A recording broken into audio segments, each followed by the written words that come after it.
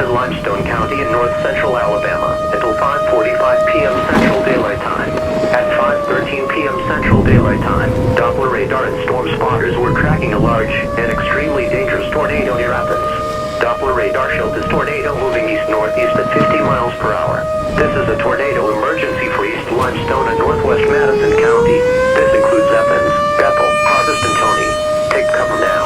Locations impacted include northern Huntsville, Athens, Meridianville, Moores Mill, Hazel Green, Harvest, Tony, and Fisk.